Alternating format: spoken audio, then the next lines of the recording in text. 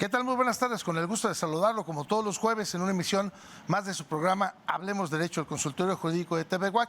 Su servidor Gerardo Pérez le da la más cordial de las bienvenidas para que nos acompañe a lo largo de esta hora. El tema de esta tarde, los juicios orales familiares. Si bien el rango distintivo de la época actual del derecho en México es sin lugar a dudas los derechos humanos, yo me atrevería a sostener que le sigue en importancia de transformación los procesos judiciales predominantemente escritos, a orales o por audiencias. El 2027 se contempla la propuesta en marcha de esta transformación con la gradual incorporación a nivel nacional de los juicios orales en materia civil y familiar. Esto representa más de 2/3 partes del total de los casos que resuelven los tribunales locales en el país. En otras palabras, la mayor parte de toda la justicia que se impone en México o que se imparte en México tiene que ver con los juicios civiles y familiares. Con ello, nuestro país habrá realizado la reforma a la oralidad más ambiciosa. Hemos implementado ya el sistema oral o por audiencias en todo el país en materia penal, mercantil y más recientemente en materia laboral. Por el tamaño de nuestro país, tanto en población como en economía, esta es una de las mayores transformaciones del sistema jurídico. El tema de esta tarde, los juicios orales familiares. Acompáñenos.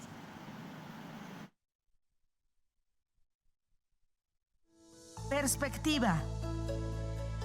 Diálogo. Información ciudadana. Bienvenidos y bienvenidas a Hablemos Derecho, el consultorio jurídico de TV WAC, con Gerardo Pérez Alvarado. Comunícate con nosotros al teléfono 192-1200, extensión 37120 o en nuestras redes sociales. ¡Comenzamos! Muy buenas tardes, nuevamente le doy las más cordiales bienvenidas a su programa Hablemos Derecho, completamente en vivo, hoy 8 de mayo de 2025, después de un gran periodo o un buen periodo de puente, pues ya estamos de regreso y con el gusto de saludarle, inicia nuevamente su programa Hablemos Derecho. Recuerde que este consultorio jurídico está abierto a partir de este momento para que usted, si tiene alguna duda legal, jurídica, pues se ponga en contacto con nosotros y por supuesto podamos disipar sus inquietudes con los invitados que tendremos el día de hoy. Agradezco, por supuesto, a nuestro productor Francisco Molgado, a Viridiana Espinosa y, por supuesto, no menos importante, a David Escobedo, que nos apoya aquí en cámaras para que usted pueda vernos en esta emisión del programa Hablemos Derecho. Y bueno, como lo comentaba, los invitados que tenemos el día de hoy, por supuesto, es el director de la Facultad de Derecho de la Universidad Mondragón, el maestro Benjamín Castro González, es abogado postulante académico con experiencia en Derecho Civil, familiar e inmobiliario y actualmente, repito, pues es el director de Derecho de la Universidad Mondragón. Cuenta con una maestría en Derecho con énfasis en juicio oral por esta universidad y una especialidad en Justicia Constitucional y Amparo por esta máxima casa de estudios. Es candidato a doctor en Derecho con orientación en Derechos Humanos y, por supuesto, una gran parte de su vida profesional pues es aquí en la Universidad Autónoma de Querétaro, la licenciatura y, por supuesto, una de sus primeras maestrías. Asimismo, también es un gusto y un honor que nos haga favor de acompañar el maestro Gerardo Sánchez, y él es licenciado en Derecho por la Universidad Mondragón, donde actualmente cursa en este momento por la maestría en Juicios Orales y tiene pues una profunda vocación hacia el derecho y está convencido de que la especialidad preponderantemente es fundamental para brindar una representación jurídica de calidad. Bienvenidos y muy buenas tardes, estimado maestro Benjamín, estimado maestro y amigo Gerardo Sánchez. Muchísimas gracias por aceptar la invitación. Bienvenidos, muy buenas tardes. Me gustaría empezar por comentar, si ustedes no tienen inconveniente, maestro Benjamín, ¿cuál considera para la gente que en este momento nos ve, toda la comunidad jurídica de esta máxima casa de estudios y por supuesto también su Universidad Mondragón, que a lo mejor estoy seguro que están atentos de ver al señor director en esta transmisión el día de hoy, ¿cuál sería uno de los puntos importantes a resaltar de los juicios orales? Yo creo que uno de los principales puntos a resaltar es la cercanía que genera entre las autoridades y la ciudadanía, porque en el sistema escrito estamos acostumbrados a solamente redactar, presentar escritos lo reciben dentro de una oficina un especialista y lo analiza, pero pocas veces tiene a la persona de frente. Este sistema de oralidad lo que genera es la cercanía con los usuarios del sistema de justicia, conocer, escuchar de viva voz a las personas que buscan acercarse a la justicia y que la autoridad pueda tener esta cercanía con ellos para de viva voz escuchar cuál es la problemática y conforme a derecho brindar una solución. Maestro Gerardo Sánchez, fíjate que uno de los puntos medulares que comentábamos es, hemos transitado a los juicios, por supuesto, penales, que también fue un gran reto. Transitamos también a los juicios, por supuesto, no menos importantes en materia mercantil y recientemente en la cuestión laboral. ¿Cuál es la importancia que reviste o cuál sería el reto, señor Gerardo, respecto a los juicios en materia familiar o la oralidad en materia familiar? Bueno, doctor, pues como bien menciona, esa transición tan importante que se está dando en estos momentos en materia familiar, pues atiende a una gran necesidad por parte de la ciudadanía. Atiende a esa necesidad de acceso a la justicia a todas esas personas que, pues en este caso, mediante este sistema van a tener una cercanía tanto con su abogado, que debe ser una persona especializada, así como del juzgador, quien es la figura, en este caso, que va a resolver esa necesidad. Entonces, el cambiar, el trasladar este sistema a la oralidad, pues atiende a esta gran necesidad, doctor. Muy bien. Maestro Benjamín, quedamos que tenemos una fecha, lo habíamos comentado, 2027. ¿Cuál sería la ocupación o preocupación que visualizamos o que usted visualiza desde el punto de vista institucional como pues tutor de la Facultad de Derecho de la Universidad de Mondragón y no menos importante, bueno, pues para los abogados en el ejercicio de la profesión? Sí, tenemos la responsabilidad en este momento de formar abogados que sean especialistas en argumentación jurídica de manera no solamente escrita, sino también oral. Porque es muy importante que ellos puedan desenvolverse. Esta implementación de los juicios orales en materia civil y familiar es un reto para los abogados postulantes. ¿Por qué? Porque debemos de ser especialistas en argumentación jurídica, sabernos desenvolver en una sala, sabernos expresar, porque este sistema en el que teníamos tiempo de sentarnos, de redactar, de tomarnos el tiempo de manifestar nuestras pretensiones, ahora van a ser frente a la autoridad de manera clara, de manera puntual y de manera precisa. ¿A qué nos lleva esto en el sistema? A ahorrar tiempos y a pasar de juicios que duraban 2, 3 años a juicios que se puedan resolver en cuestiones de meses. El maestro Benjamín ha puntualizado que será verdaderamente ahora sí una justicia pronta y expedita, estimado maestro Gerardo Sánchez. Pero fíjate que yo analizaba una estadística que precisamente se comentó, en donde 9 de cada 10 personas que hablan de los procesos orales penales, por lo menos hablando incluso de las últimas evaluaciones en Justice Project, pues se evalúa Querétaro dentro de las 32 entidades, en los primeros 5 con un grado de eficiencia en la cuestión penal. Y bueno, comentaba de esta estadística que 9 de cada 10 personas se siente satisfecha porque tiene una experiencia de justicia cercana y se siente escuchado. También hablaban, por supuesto, de que las personas encuestadas, el 95%, refiere que consideran que hay una gran neutralidad o una imparcialidad, porque ven la audiencia.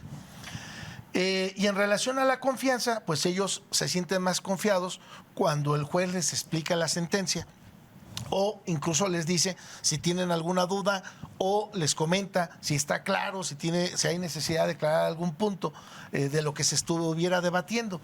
Me parece a mí que esta visión, pues por supuesto que también lo tenemos en los principios que rigen nuestra Constitución, ¿no? De inmediatez, etcétera, etcétera, ¿no? Los principios que tenemos.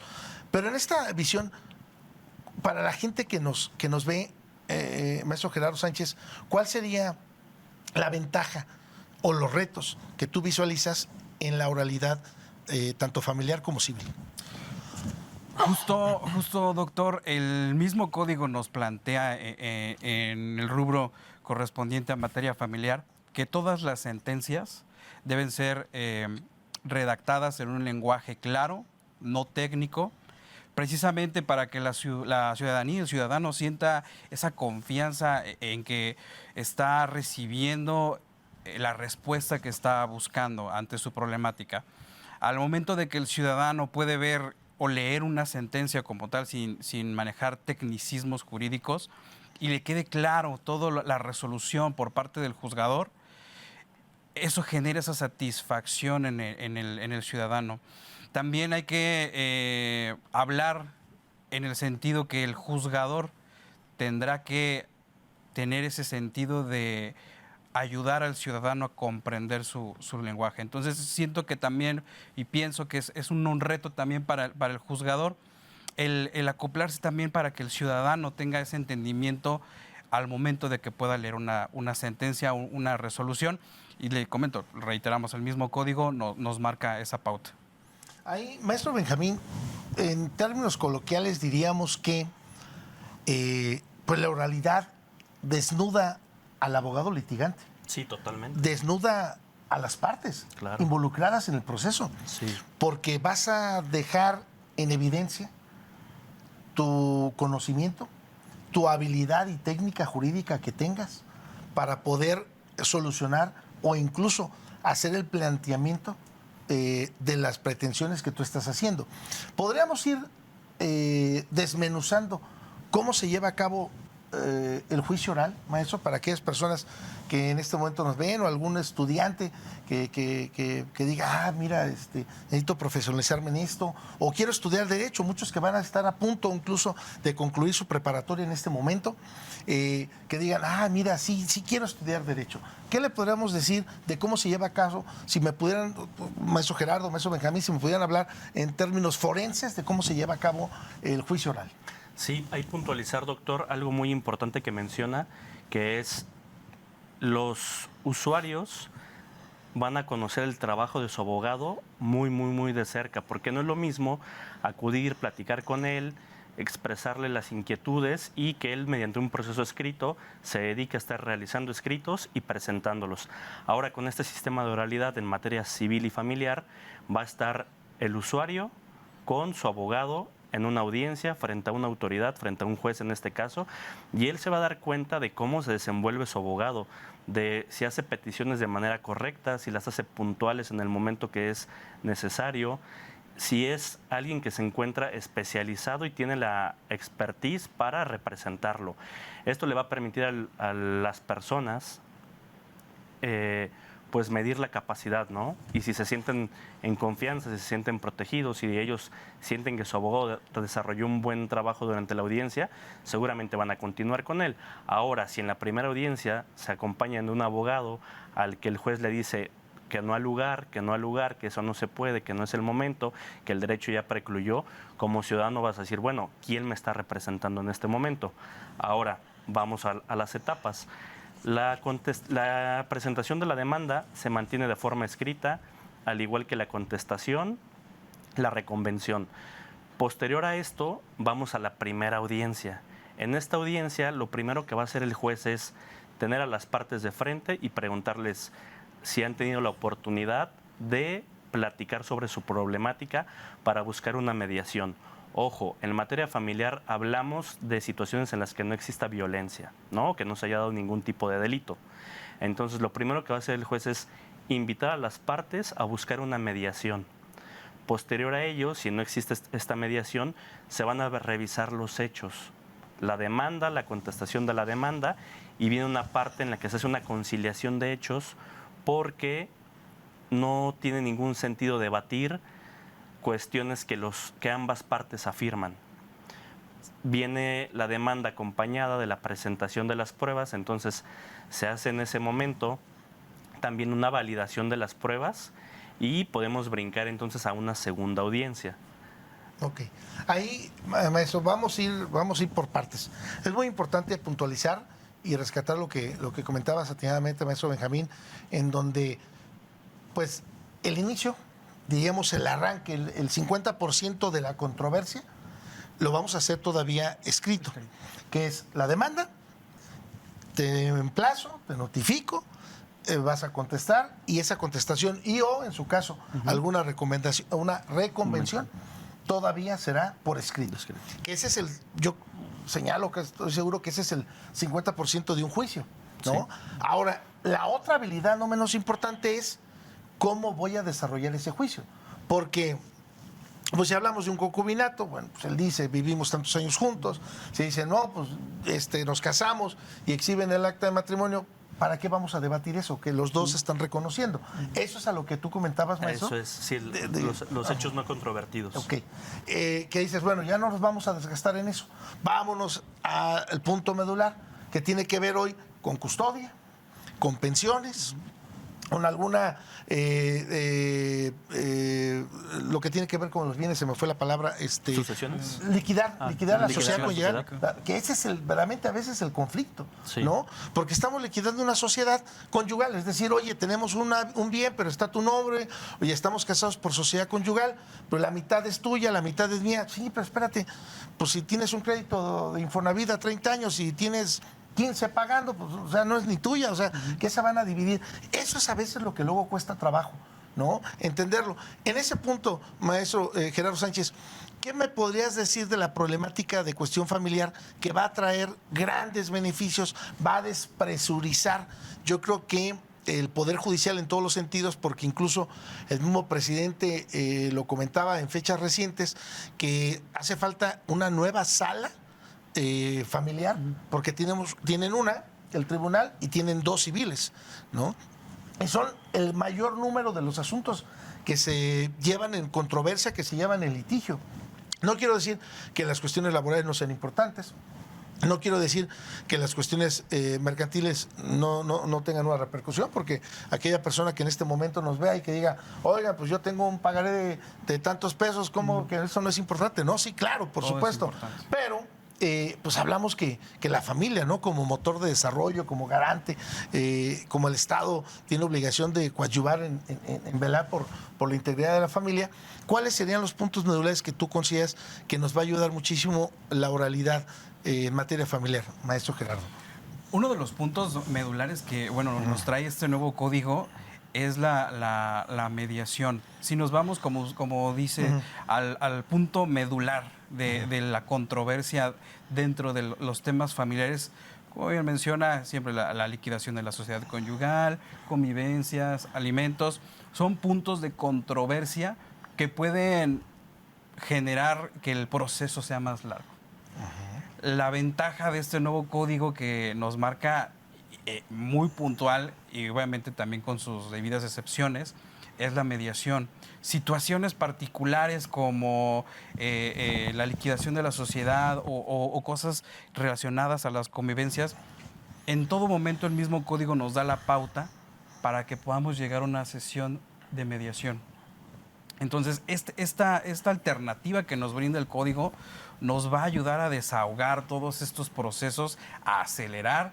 Aún así, sin digamos, herramienta que nos va a brindar el nuevo código, también los plazos que nos está manejando, pues precisamente es para acelerar todo lo que se ha estado retrasando precisamente por la problemática. Pero esta herramienta de la mediación, digo, es una herramienta que nos puede dar mucho de qué hablar.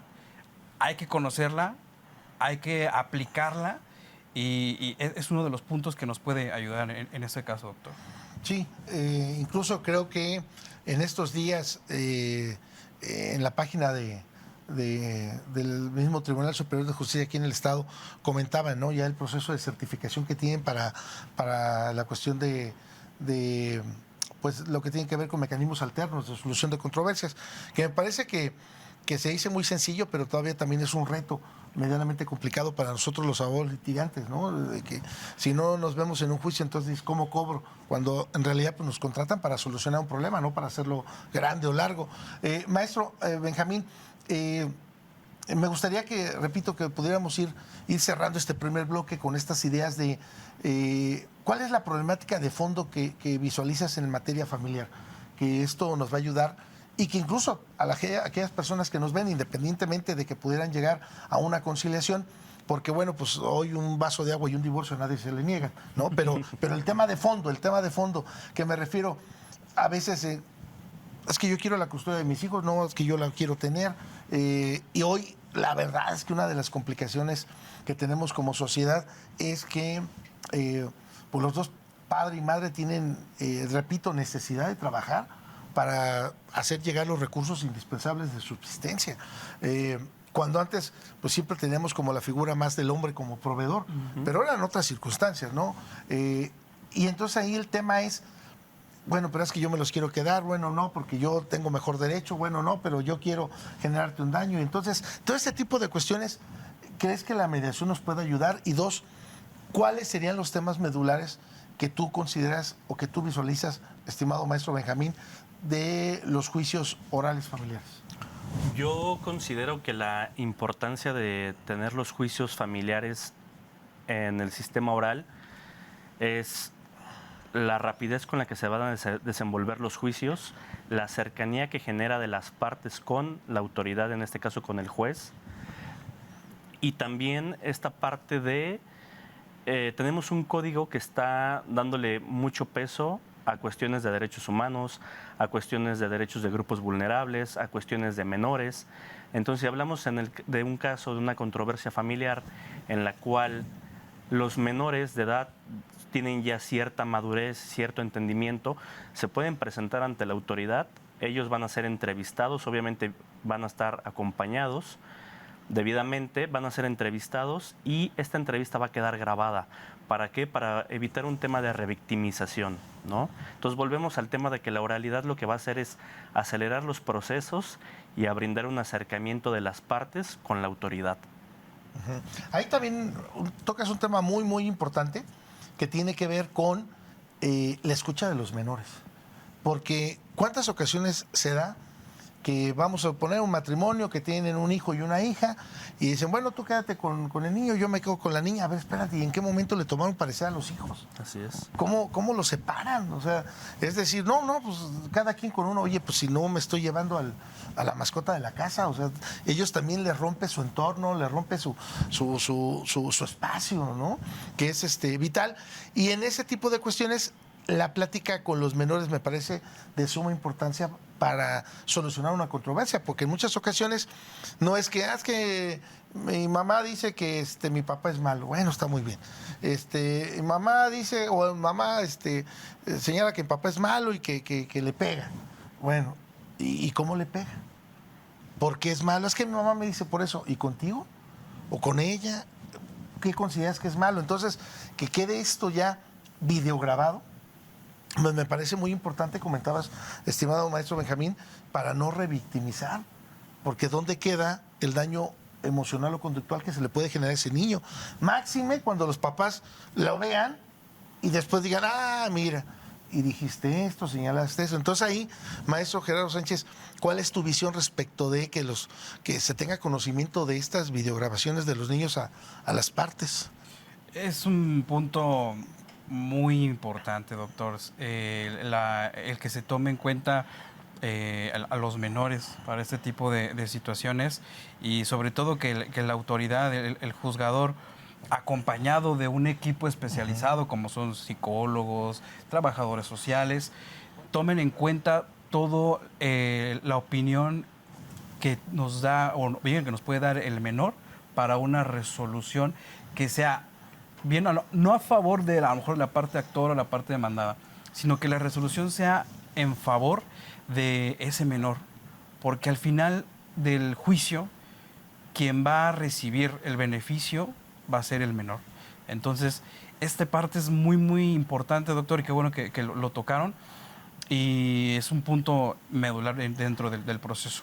No, y además que tampoco no se puede estar jugando con las videograbaciones, porque se presta nuevamente, repito, ya no ahora de terceros, sino de cualquiera de los padres a revictimizar o hacer un señalamiento en contra del hijo. Imagínate que de pronto dije, y ya estás hablando mal de mí, mira, yo que te quiero, yo que te llevé al circo, yo que te compré.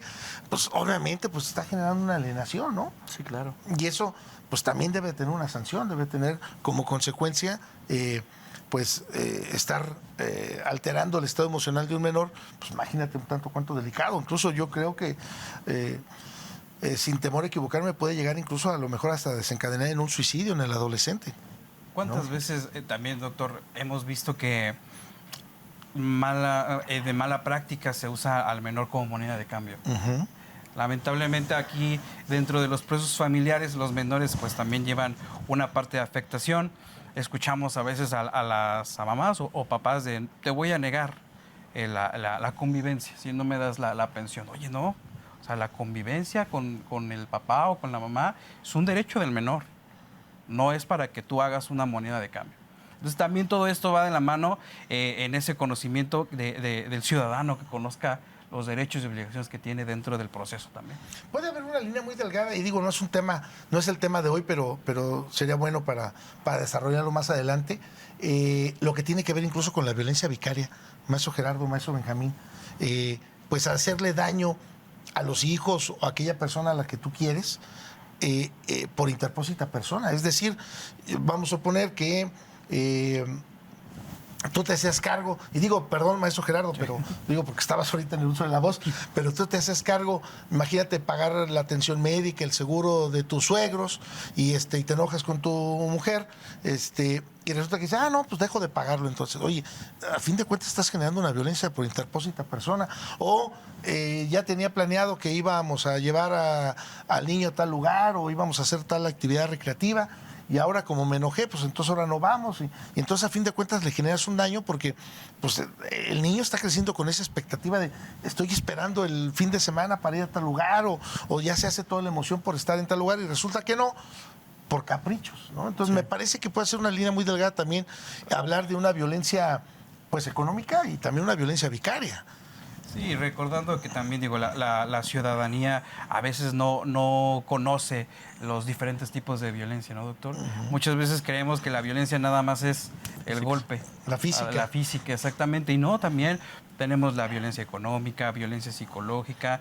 Entonces son puntos que pueden impactar en el menor, también en parte de la familia, en el núcleo que rodea a ese menor, que pueden causar pues sí un daño importante en el desarrollo de este niño o niña. ¿Ibas a comentar algo, maestro Benjamín?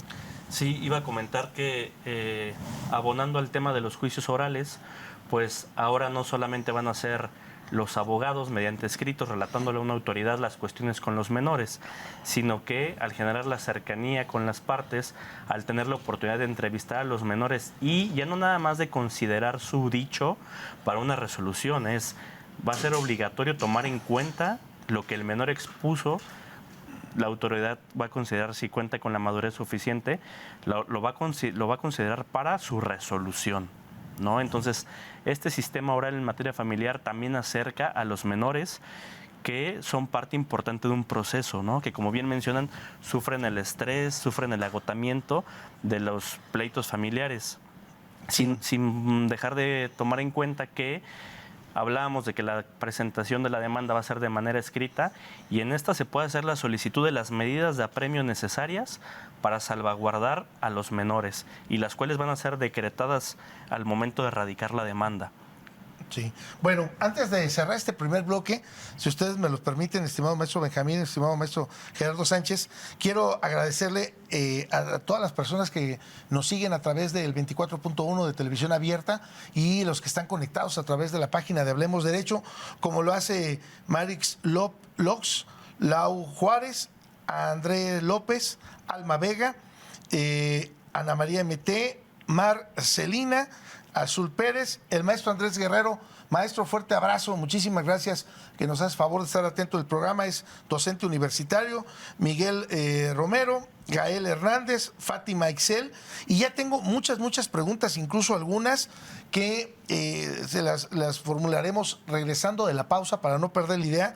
¿Cómo nos comenta Celina, cómo consideran que debe prepararse los nuevos jueces en Querétaro para la implementación de los juicios orales y familiares? Realmente una pregunta muy importante, maestro, tomando en consideración que estamos hablando de la importancia de la profesionalización del abogado. Pero vamos a la pausa y regresamos con estas preguntas. En unos momentos regresamos.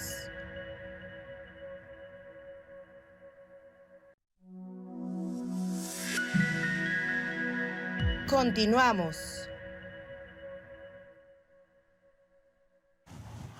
Ya estamos de regreso completamente en vivo. Si usted nos hace favor de sintonizar en este momento, le recuerdo que está en su programa Hablemos Derecho, el consultorio jurídico de TV WAC.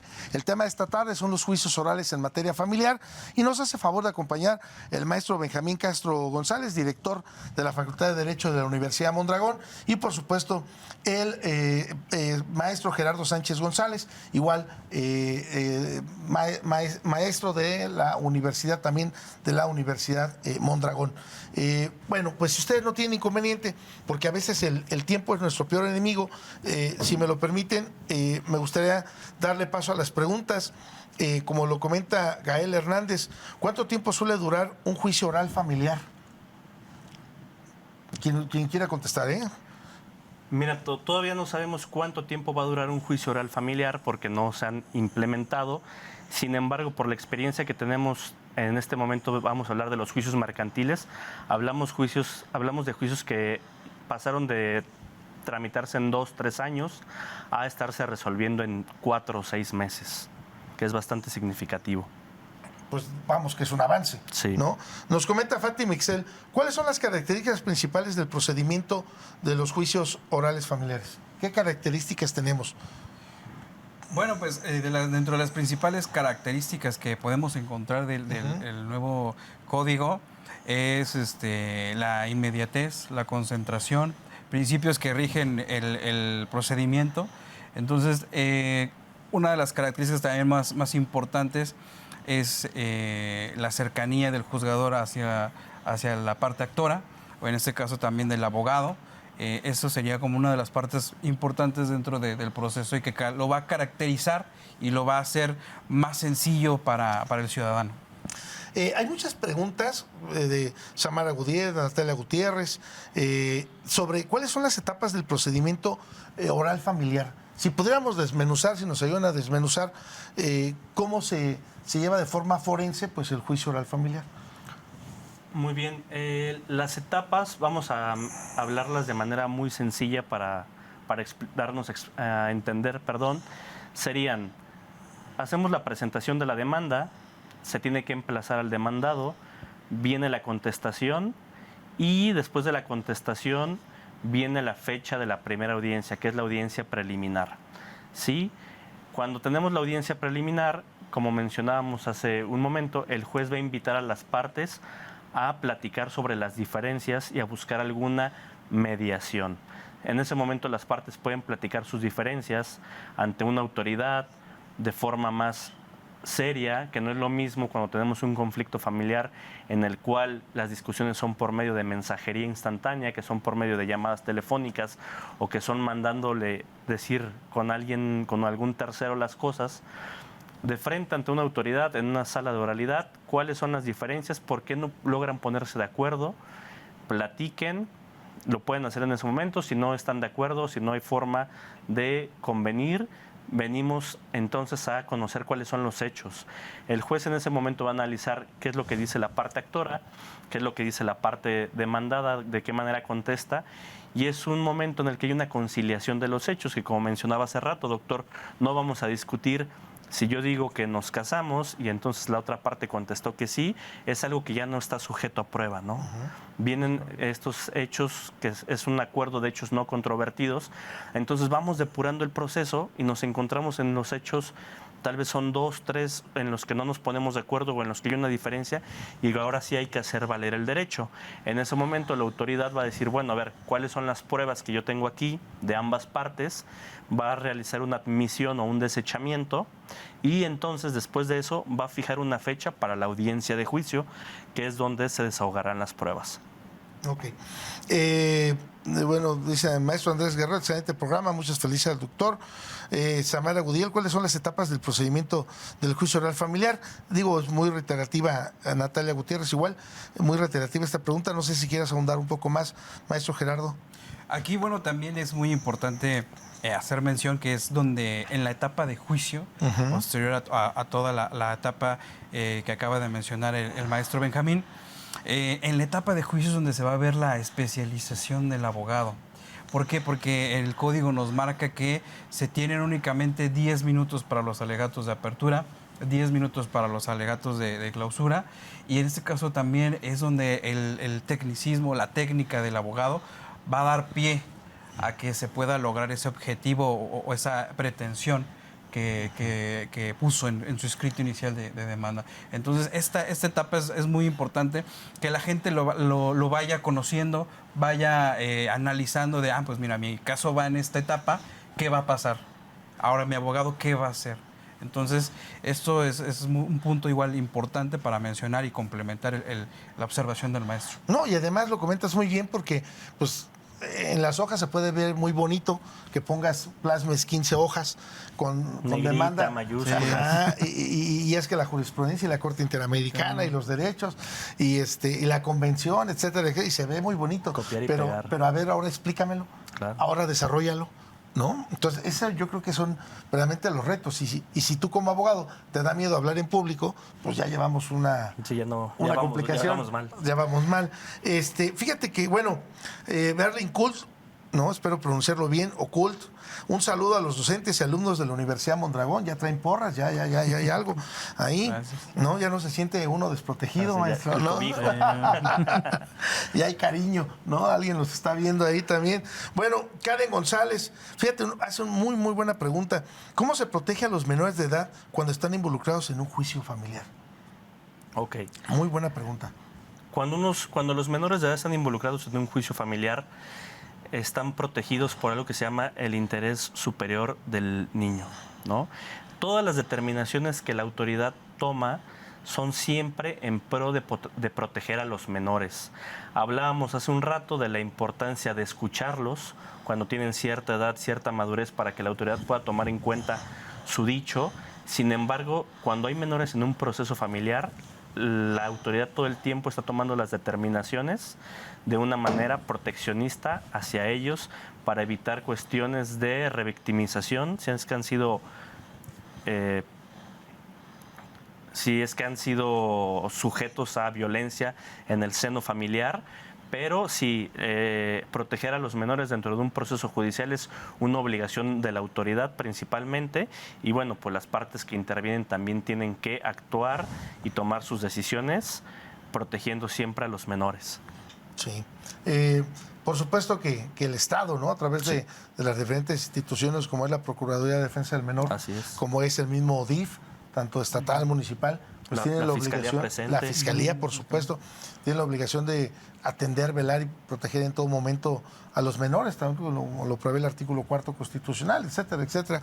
Que tenemos, sí, es una parte muy, muy importante, siempre velar por los menores en los juicios. Y de ahí comentabas, maestro Gerardo, que precisamente para no revictimizar, maestro Benjamín, era la importancia de grabar estas audiencias para ya no generar nuevamente o estar desahogando pruebas sobre prueba o ampliaciones sobre ampliaciones. Sí, vuelve a preguntar. Exacto, cuando se habla de un menor, punto. ¿No? Así es. Ya lo comentó, ya lo señaló, nada de que hay duda, por eso se videograban y no se diga más desde la fase de investigación en procesos donde un menor ha sido víctima de violencia, de cualquiera de los delitos de orden sexual. Pues imagínate volver a revictimizar eso cuando ya decide denunciar o que cuente con el apoyo, el auxilio psicológico como para que otra vez vuelvan a preguntar y vuelvan a traer, pues me parece que estamos revictimizando y violentando. Muy bien. Fíjate que nos comentan también, Mar Celina dice, ¿cuál es la preparación que deben tener ahora los los jueces en materia de oralidad familiar. ¿Qué consideran ustedes, maestro Gerardo, maestro Benjamín? Pues sin duda, doctor, la parte, digo, no vamos a decir qué es más importante o no, pero la parte del juzgador es indispensable su especialización dentro de este nuevo código. Precisamente la credibilidad del sistema, vamos a llamarlo de esta manera, se basa en las resoluciones, en la rapidez que un juzgador puede ayudar al ciudadano. Entonces, esta especialización que deben de contar los jueces es indispensable para dar ese punto, ese voto de confianza, vamos a llamarle así, para que el ciudadano pueda estar conforme a lo que le puedan dar de resolución.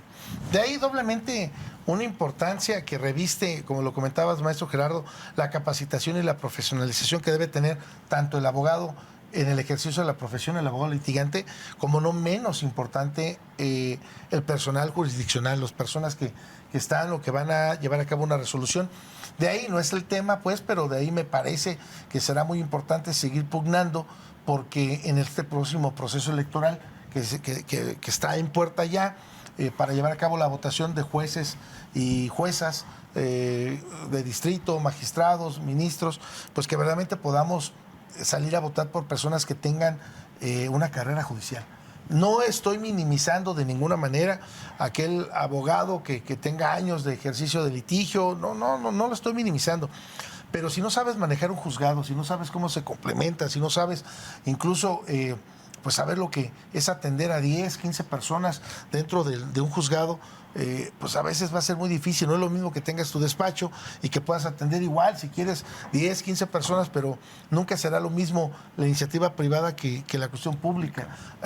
Pues en la iniciativa pues está, por supuesto, el incentivo de que estás cobrando por un asunto. En la cuestión pública a veces tienes que ir más allá, y no se diga en la cuestión de familia, tienes que velar pues sí, por supuesto, por el interés superior del menor, pero maestro, en caso de, no sé si es la palabra más correcta, coadyuvar con, pues, vamos, ayudar, bueno, no es que no es la palabra ayudar, pero, pues sí, se me fue la palabra técnica, coadyuvar con la persona más vulnerable, ¿no? En temas de orden familiar, y en la cuestión de privada, pues te pagan, ¿no? Para solucionar o a veces alargar el juicio. El incentivo es mayor, ¿no? Sí. Entonces, yo creo que ahí sí sería una cuestión de pugnar porque las personas tengan una carrera judicial. Sí, vamos, en este momento, hace unos días Perdón, la suplencia de la queja, maestro. Okay. La suplencia de la queja. Que deban llevar a cabo la suplencia de la queja, porque a veces el abogado puede quedarse corto. Sí, claro. Sí. Y entonces el juez tiene que ir más allá. Tiene que ir más allá, o a lo mejor no relacionó una prueba por error o omisión, y volvemos otra vez a una técnica jurídica. Y hay derechos de menores de por medio. Exacto, y ahí hablamos eso, no coadyuvar, la suplencia de la queja, esa es la palabra. Vamos, es un trabajo de ambas partes, doctor, porque el presidente del tribunal mencionó que los jueces ya se estaban preparando para implementar la oralidad en la materia civil y familiar, para estar en tiempo con el límite en el que debe de implementarse ya en todo el país. Ahí incluso mencionó que iban a estar operando 11 salas, ¿no? Entonces hablamos de coordinar 11 juzgadores, su equipo de trabajo, y que sea gente preparada. Entonces tenemos que tener un juez preparado, pero también tenemos que tener un abogado preparado, porque como tú dices, al final muchas veces los jueces tienen que ir más allá, tienen que hacer uso de la suplencia de la queja. ¿Por qué? Porque al abogado que está representando una familia, que está representando derechos de menores, se le fue, ¿no? Entonces ahí la importancia de que del otro lado también tengamos a alguien con profesionalización y que pueda, pues, equilibrar la balanza para proveer en derecho. Sí. Y digo, no está aquí, ojo, que quede claro, no está favoreciendo a ninguna de las partes. Sí, ¿no? Estamos hablando que incluso lo tenemos en la ley, ¿no? La suplencia de la queja, en lo que beneficie, siempre que se hable de menores. De menores. Porque igual puede ser una cuestión de violencia, maestro Gerardo, maestro Benjamín, resulta que el niño es violentado, pero la mamá fue omisa. Y entonces no es que, bueno, pero yo no lo violenté. No, pero fuiste omisa, ¿no? Omisión de cuidado. Y entonces ahí tendrá que entrar pues un tercero que se llama el procurador de la defensa para resguardar, rescatar ese niño. O bien en su defecto a lo mejor algún abuelo paterno, algún abuelo materno, pero me parece a mí que no es que, bueno, es que él lo agredió, pero yo no, Pues sí, pero tú sabías, estuviste ahí, lo toleraste, lo permitiste, etcétera. Bueno, pues, o sea, no es que... Hay una responsabilidad. Exacto, entonces de ahí, vuelvo a repetir, es donde en muchas ocasiones opera la suplencia de la queja, en beneficio o el interés superior de los niños, niñas y adolescentes, ¿no? ¿Ibas a comentar algo más? Sí, doctor. Bueno, abonando a lo que se comentaba de la preparación, es como en todo, vamos a verlo así. Creo que todos iniciamos la educación, por poner un ejemplo. Entonces, la carrera que debe tener, en este caso, el juzgador, es muy, muy importante, como bien menciona, precisamente para ver y prever todo este tipo de situaciones que se puedan omitir dentro de las acciones que hace un abogado. Si bien mencionan, como a veces nosotros como litigantes se nos puede ir alguna idea, algún punto medular que pueda ser importante para la persona que estamos representando. Por otra parte, el juzgador puede ver y analizar esa parte que no vimos nosotros. Entonces, la carrera que menciona, doctor, estoy 100% de acuerdo con usted. Es importante que conozcan el proceso desde el inicio a fin. Nos platicábamos anteriormente de, puede ser el mejor abogado litigando, pero si el juez no te entiende, porque no conoce el proceso, no conoce tecnicismos, no conoce tiempos. O puede ser el mejor en el proceso escrito, pero ya en el proceso oral te cuesta desenvolverte ante una sala, te cuesta desenvolverte con el juez de frente. Entonces, sí, la profesionalización tanto del juzgador como de los abogados es importante, ¿no? Y también que la gente se acerque a profesionales con experiencia. Exacto. Sí, o simple y sencillamente, como lo comentabas hace rato, maestro Benjamín, que objeción, señoría, no argumentativa, no objeción, y tú dices, dos seguidas, sí, dices, ¿cómo pregunto? Sí, ¿Cómo exactamente, replanteo? sí. ¿No? Sí, y eso te lo da la experiencia, te lo da la expertise y el conocer. Sí, saber formular de Punto. manera correcta, porque no puedes traer un acordeón, los juicios son distintos. Que esa parte es muy importante. Ahora en el proceso oral ya no vamos a tener la famosa confesional, ¿no? Ahora solo va a ser la declaración de parte, en donde pues hay que tener habilidades para que te platique lo que necesitas que diga, que es parte importante del proceso y que queda ahí, ¿no? O incluso a veces malamente, ¿no? Aleccionas a las personas y yo creo que es más fácil caer en contradicción cuando están aleccionados que cuando es natural y espontáneo lo que te están diciendo, ¿no? Sí, que sacan el acordeón. Todos dicen, oye, eso no me lo habían preguntado, mi abogado apuntó. no me dijo que me iban a preguntar así. Sí. Y entonces hasta cuando También dices que hubo. es parte de la estrategia que el abogado también tiene que desarrollar, ¿no? O sea, dentro del expertise y la especialización que debemos contar, pues también ya nos obliga también a hacer estrategias pues mejor que anterior al proceso. Nos quedan 5 minutos y quiero, si podemos darle también contestación a Tabata Hernández Rojas. Dice, ¿se puede apelar una sentencia en un juicio oral familiar? ¿Y en qué casos? Ok, sí. Como en todos los procesos, ahora la segunda instancia va a ser la de los juzgados federales, ¿no? Entonces no es como tal una apelación, vamos a ir al amparo y se va a resolver ahí para ponerle fin al proceso, lo cual también lo hace más corto que en el sistema escrito, porque ahorita tenemos la sentencia de primera instancia, después vamos a segunda instancia con la apelación y después nos vamos con el amparo. Ahora vamos a tener la sentencia de la audiencia de juicio y después tendremos el amparo. Ok, muy bien.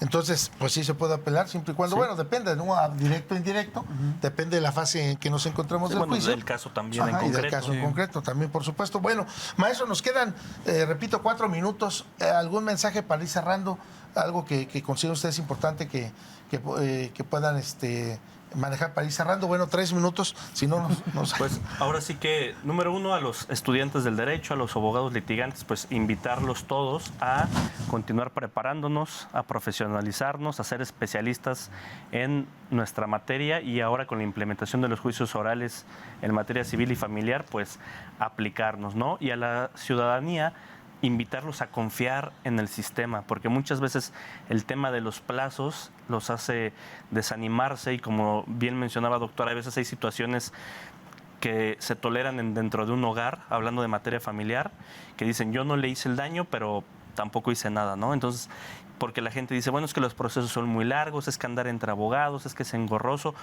Vamos, esta implementación de la oralidad nos invita a tener procesos cortos, a que la gente pueda tener la cercanía con la autoridad y a que confíen en el sistema. Maestro Gerardo Sánchez. Claro que sí, doctor.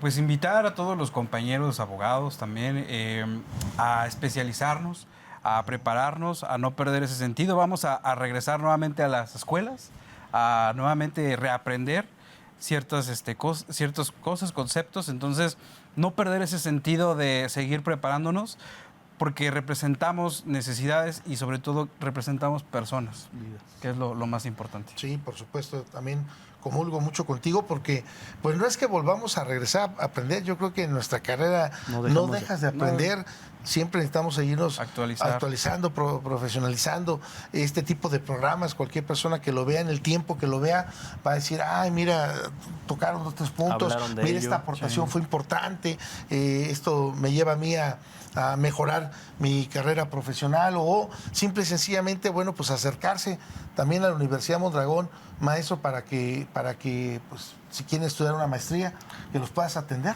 Sí, claro, con todo gusto. Tenemos la maestría con énfasis en juicios orales. Sí. Es la que se encuentra cursando en este momento el licenciado Gerardo. Sí, y pues la idea es seguirnos preparando y profesionalizando para el ejercer del derecho. Bueno, pues muchísimas gracias. Yo espero que no sea la primera ni la última vez que nos acompañan, que sea un compromiso también para que, bueno, pues podamos ir también exteriorizando nuestro conocimiento, seguir aportando también a la sociedad. Pues a ella nos debemos, y más en este espacio universitario, en donde todas sus dudas, todas sus inquietudes, espero que hayan sido resueltas. Nos queda pendiente Diego Mejía, acaba de ponerse en contacto, a lo mejor no me da tiempo ya, Diego, pero tendremos el compromiso para que tanto el maestro Benjamín o el maestro Gerardo puedan darle contestación aquí a sus preguntas. Claro. Dice, sí, ¿qué casos más comunes ven ustedes en la oralidad familiar? Pues bueno, pues todo como tal, ¿no? La cuestión es, a veces más bien, yo diría, ¿cuáles son los que nos puede dejar un poquito más de prepararnos o expertise? Pues hablo de lo que tiene que ver con la custodia, alimentos y pensión, ¿no? Pero bueno, nos vemos el próximo jueves en otra emisión más de Hablemos Derecho. Gracias y hasta el próximo jueves. Gracias.